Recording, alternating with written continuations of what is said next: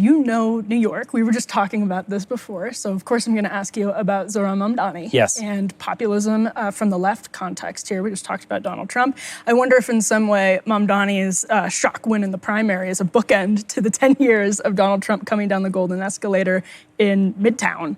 And then you have Mamdani almost 10 years to the day later, surprising everybody with something that AOC, I mean, this is bigger than the AOC win because yes. it's citywide. So what did you make? What does that tell us about the Democratic Party from a kind of populist or trajectory of populist lens? So the first thing I would say is Zohran Mamdani is a very talented politician. Yeah. And if there are people who have just heard of him, particularly people who are skeptical of him, I would encourage them, go watch some of his videos. Mm-hmm. Go look at what he's done on Instagram, look at what he's done on other platforms. He is engaging, he's always smiling, he is funny, and I think it's just worth remembering that a significant part of politics is that kind of performance. Mm-hmm. Ronald Reagan was very good at it, Barack Obama is very good at it. That is part of politics, and Zohran Mamdani is very good at it. And so I think it's important to acknowledge that and also to say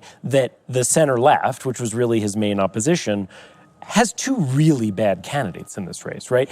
Andrew Cuomo, who has a documented record of sexual harassment, and now Eric Adams, who has a documented record of corruption. And against them, you had Zohran Mamdani, who is this charming and engaging figure. Now, I and my colleagues on the editorial board have deep qualms about his agenda. We are very much worried that if you look at this style of progressive governance that doesn't seem to take the idea of order very seriously, right, and is deeply skeptical of the police and thinks that you can do rent control, you can rent control your way to low housing prices as opposed to actually having to increase the housing supply.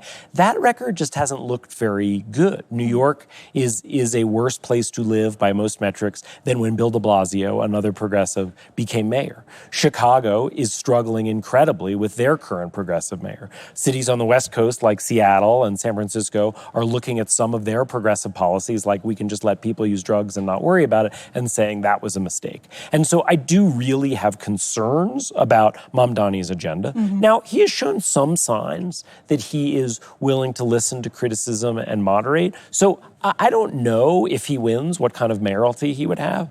In terms of what it says for the Democratic Party, I'm not sure how much it says, to be honest. He won a Democratic primary in New York City.